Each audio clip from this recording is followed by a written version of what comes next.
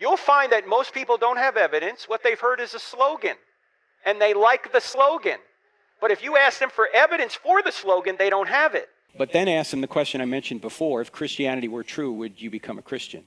Or to say, if Jesus really predicted and accomplished his own resurrection from the dead to prove he was God, would you follow him?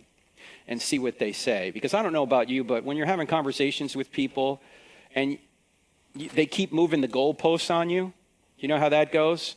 You're having a conversation with somebody and they bring up an objection and you begin to answer it, and it's like they don't even acknowledge that you've answered the objection. They're on to the next thing. Like, well, what about this? And then what about this?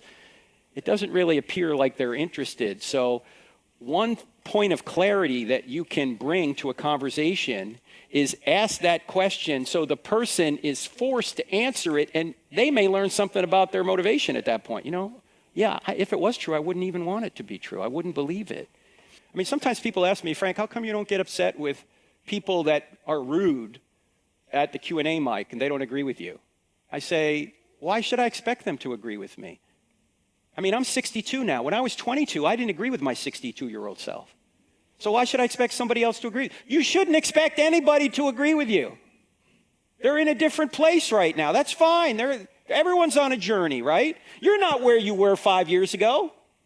Hopefully you're closer to Jesus now. So don't expect everybody to agree with you right now. It's a process.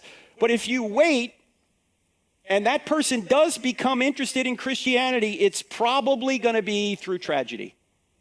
Why?